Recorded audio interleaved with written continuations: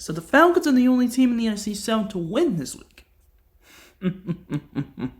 It's all starting to come full circle. Maybe I was wrong about Cousins. Still need to fire Morris and Robinson, though. Just a shame my fantasy team lost because of Lamar Jackson. 8 funky points! How the hell are you going to struggle against the Jets? Welcome back to Chris Talks Football. I'm the Grizz, and ladies and gentlemen, we got Week 12 NFL reactions. If you're enjoying the series, as always, make sure you give this a big thumbs up, hit the red subscribe button, and hit the notification bell so you don't miss a single one of my videos. It helps the channel a lot. Without further delay, let's go react to the games. Already talked about the Thursday game on Friday, so we move on to the first Sunday game, which apparently was an overtime game, where the Chiefs came back from 11 points down in the fourth quarter to beat the Colts 23-20. I'm so glad I got this game right.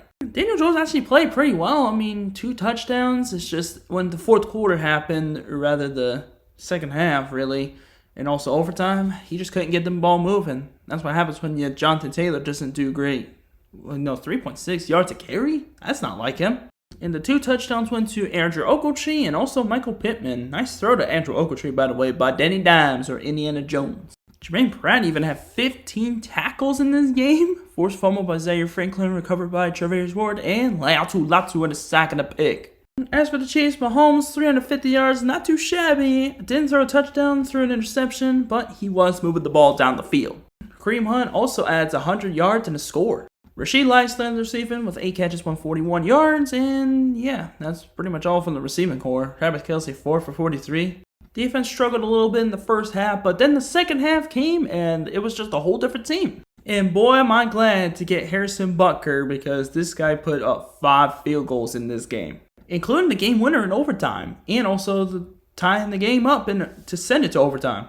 I'm not saying the Colts are frauds just yet, but Chiefs, you can't face the desperate Chiefs and win. That's just kind of the rule here. Sorry, Indianapolis, you're going to bounce back, though. Next up, we got the Seattle Seahawks handling their business against the Titans. Don't mind the final score. It was 30-10, and then 2 touchdowns and garbage time for the Titans. And now the Titans are the first team to 10 losses. This Sam Darnold to JSN connection is just absolutely unreal. I feel like Jackson Smith-Njigba was like 1 or 2 in receiver in the NFL right now. 8 catches, 167 yards, and 2 touchdowns at the 244 yards for Darnold. Charbonnet got a touchdown, even though Kenneth Walker pretty much was the one producing all the rushing yards. Starters on the defense did its job, forcing only 10 points, and then when the backups came in, that's when, the Titans started scoring. Cam Ward actually had a pretty nice day, almost 300 total yards and 2 touchdowns, one through the air to Shamire DK, I figured out how to pronounce his name now, and also 1 on the ground. I would say Seattle's more like the 3rd or 4th best team in the NFC right now, and yeah, they are definitely a very good team to look out for. Mike McDonald did a nice job getting Sam Darnold. Oh, Vikings fans, I feel so bad for you. Speaking of which, yeah, this was the reason why you're kicking yourselves in the face right now. 23-6 Green Bay wins over Minnesota. Oh my gosh, and Mr. 9 was absolutely terrible. 87 yards and 2 picks. Rushing game tried everything, but yeah, they just could not get over the struggles through the passing game. As for the Packers, Jordan Love, he only threw 21 times. Yeah, Emmanuel Wilson was getting the load pretty much the entire game, and he got 100 yards on 28 carries and 2 touchdowns. As far as the defense goes, 2 interceptions and also 5 sacks, including 2 from Micah Parsons, 2 from Wyatt, Evan Williams, and McDuffie also got picks as well, so that's pretty nice. Heard that Evan Williams has turned into a very good safety alongside Xavier McKinney, and Micah Parsons has double-digit sacks in his first, I believe, 5 seasons. One of the first players to ever do that. Yeah, you take a look at Micah Parsons' stats. This is exactly him. 13, 13.5, 14, 12, and 10. He's already got 10, and there's 6 regular season weeks left? Guy might actually get a career high, perhaps, in the end of the season. Next up, we got the Ravens beating the Jets 23-10 in a struggle fest. Obviously, the passing offense looks a lot better with Tyrod Taylor, throwing for just over 200 yards, a touchdown, and an interception. Run game certainly did not help his case at all. And John Mechie got the only touchdown in the game for the Jets through the air. Not much to really show for on defense except 1 sack for Jawan Briggs and also 13 tackles for Jamian Sherwood. As for Baltimore, yeah, Lamar Jackson completely struggled, like I said before, only 150 yards. Come on, this was against the Jets. They don't have Sauce or Quentin Williams. At least King Henry got 2 touchdowns. Draymond Jones had a solid game with 1.5 sacks. Marlon Humphrey forced a fumble that was actually recovered by Alohi Gilman, who's starting to become a big player for the Ravens defense. And TJ Tampa had an interception. I'm not sure who that is, but good for him. Impressive defensive showing for the Ravens again. And the offense, well, besides King Henry, definitely struggled. Hopefully, we'll see some better results, especially from Lamar next week. Up next, we get to our second overtime game where Detroit Lions beat the Giants 34-27. Giants were up 20-17 at the end of the third quarter. And unfortunately for Giants fans and us NFL fans that want to see Detroit lose, they end up winning. What a game for Jameis Winston as well. 366 passing yards, 2 touchdowns, 1 pick, and also caught a touchdown from Olszewski. Jameis Winston threw touchdowns to Wan'Dale Robinson and Isaiah Hodgins as well. Also, 9 catches for 156 yards for Wan'Dale. He's looking like a true wide receiver too alongside Neighbors. I know Neighbors is hurt, but when healthy, he is looking like a good wide receiver too. They did get 3 sacks, including 2 from Darius Alexander and an interception from Javon Holland, but unfortunately, the defense just folded under pressure because they couldn't stop a guy by the name of Jahmyr Gibbs. Also, Youngway, I miss you, man. Jared Goff threw 2 touchdowns, just under 300 yards, an interception to Amon St. Brown, and the other one went to Jahmyr Gibbs, who had a total of 264 all-purpose yards and 3 touchdowns. Guy was unstoppable on the field. Thomas Harper got an interception for Detroit, forced fumble by Amik Robinson, and the 1 sack in the game actually came from Aiden Hutchinson that pretty much sealed the game. That was close, Detroit. Very close. Next up, we got the Steelers losing to the Bears by 3 points, 31-28. Ouch. Mason Rudolph was okay. 24-31, 171 yards, a touchdown and a pick. 2 rushing touchdowns, 1 from Warren and 1 from DK. Let me hold on a minute and let me talk about DK Metcalf. This guy committed a holding penalty that negated a Kenneth Gainwell receiving touchdown from Rudolph that would have probably won the Steelers the game. That was so damn selfish. This man had the most targets of any other player on this receiving corps, and he had the audacity to do that. Obviously, I know he didn't do it on purpose, but he really cost his team with that one. And also, the 1 passing touchdown that did count went to Pat Freiermuth. Defense did force 2 turnovers. TJ Watt got a sack and a forced fumble, recovered by Nick Herbig, and then also Yaya Black had a forced fumble and recovery alongside them. How about Caleb Williams, though, too? 239 yards, 3 touchdowns, 1 touchdown for Monangai on the ground game, 2 touchdowns to DJ Moore, and 1 to Colston Loveland. And only 3 catches for Odunze on 9 targets? Oh boy. 1 interception by Rudolph went to Nashawn Wright. Montez Sweat had himself a game. 2 sacks, a forced fumble, and recovery. What a game for him. Somehow, someway, the Bears just pull it off again. They can't keep getting away with this. Next up, the Patriots almost lose to the Bengals 26-20 with the Bengals having Jamar Chase. If Chase would have not been suspended and he had spit on Jalen Ramsey, they probably would have won. But now they are 3-8, and the Patriots are 10-2. God help us all. Trey Man was pretty solid, almost 300 yards passing with a touchdown and a pick. Rushing game was okay for the most part, but Hunter Henry went off. 7 catches, 115 yards, and a touchdown. I keep telling people this, but Hunter Henry needs to stop getting slept on. He is a top 10 tight end in this NFL. A top half tight end in the NFL, might I add. Besides the pick 6 by Marcus Jones, it wasn't the greatest performance by the Patriots defense. And also, Andres Borregales gets 4 field goals in this game as well. 1 touchdown thrown by Joe Flacco, 183 yards and an interception without Chase. 100 yards rushing for Chase Brown as well. Chase Brown's still pretty good. And the touchdown throw actually went to Mitchell Tinsley because T. Higgins went down. Matt Campbell also went down with injuries. Bengals got a pick 6 themselves from Geno Stone, but other than that, they went back to their old form. Definitely grinded it out, New England, but hey, you're still 10-2, and that's all that matters. Up next, kicking out the 4 o'clock slate, the Cleveland Browns at Shador's first start in the NFL, win against the Raiders 24-10. God, the Raiders are so ass. Shador was honestly a little bit up and down, threw an interception, double coverage, but had some really good throws as well, and that's pretty much it. He only carried the ball one time. Did throw 200 yards, a touchdown and a pick. Quinshon Judkins had 2 touchdowns on the ground. That touchdown pass from Shador went to Dylan Sampson. But this was also more so about the defense for the Browns because they got a grand total of 10 sacks. Yeah, 3 from Myles Garrett, 2.5 from Malik Collins. Myles Garrett also forced 2 fumbles, one of which was recovered by Mr. Collins himself. As for the Raiders, you know why they had to throw the ball 44 times with Geno Smith? Because the offensive line is complete ass. I mean, look at that. They allowed 10 sacks.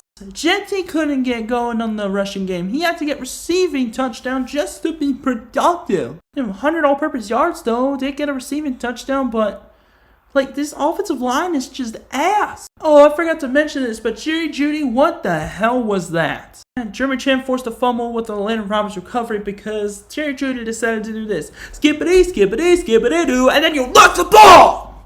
Please, hold on to it!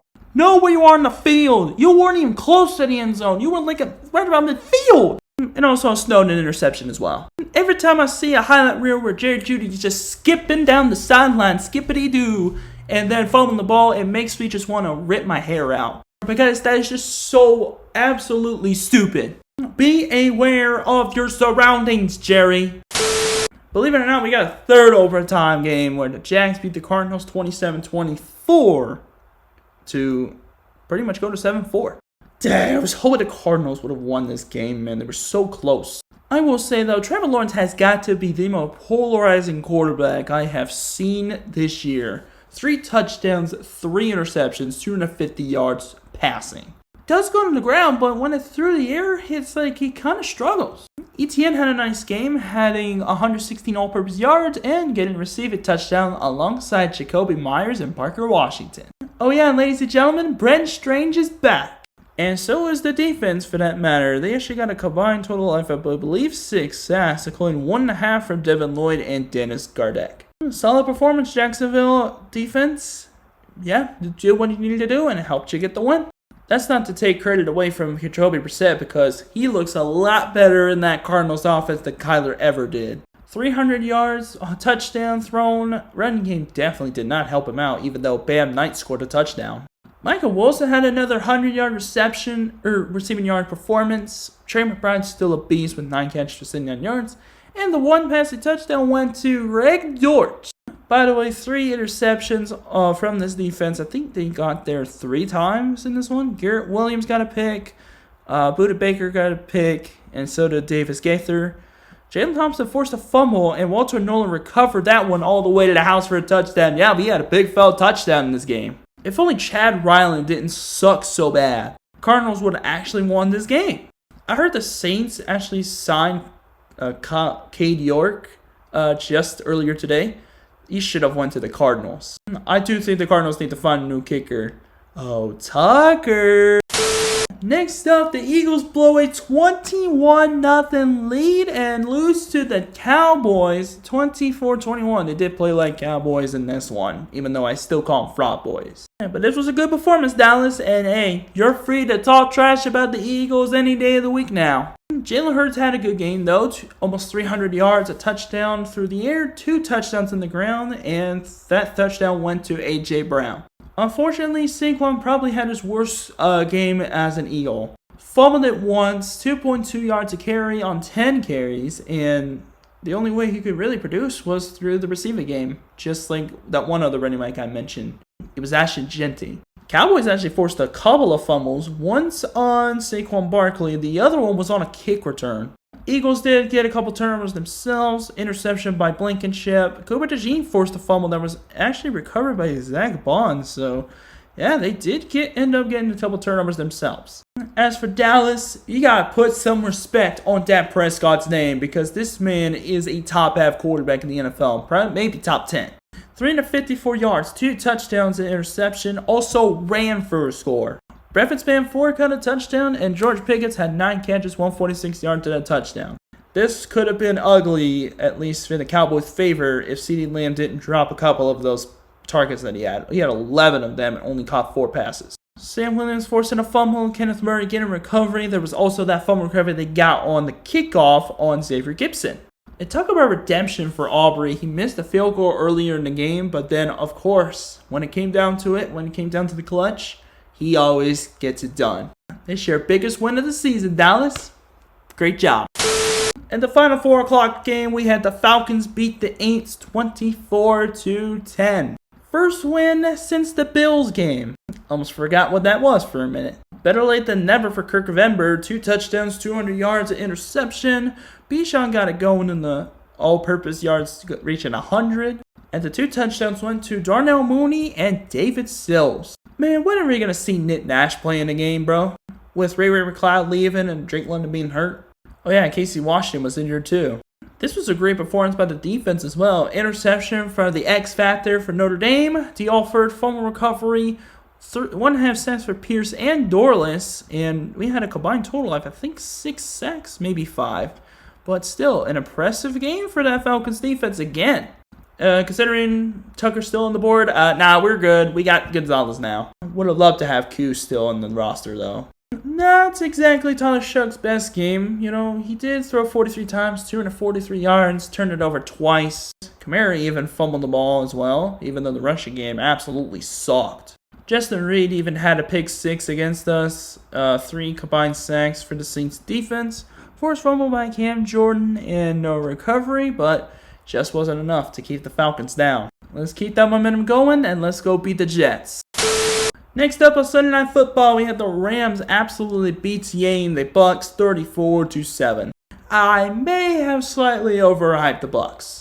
It was just an abysmal day on offense. Like, Baker Mayfield didn't really play that great. I mean, he had a touchdown, 2 picks. Went out of the game with a shoulder injury, so Teddy Bridgewater had to come in. He put up 8 for 15 for 62. Run game definitely didn't help too much there, and Tess Johnson caught the only touchdown for the Bucks in this entire game. Matt Stafford continues his darling MVP story with 3 touchdowns for 273 yards. Run game definitely didn't help too much there, but it didn't really need to because they were throwing the ball so well. Puka Nacua, 7 catches for 97. Devontae Adams, 2 touchdowns with 5 for 62. Colby Parkinson even had a touchdown. I was actually kind of surprised Puka didn't get a touchdown. 4 sounds consisting of 2 players, Jared versus Kobe Turner, interception by Kobe Durant, and another one that was by Emmanuel Forbes. Don't tell me Emmanuel Forbes is good now. Well, I certainly didn't expect this game to happen. I mean, a blowout of all things. Just an absolute disaster. Dang, I really thought the Bucs would actually have this one. And the final game is the Monday Nighter. Of course, this was very forgettable. 20-9 game, 49ers over Panthers. Just a disastrous quarterback game. I mean, Bryce Young, 2 interceptions and a touchdown, under 170 yards passing.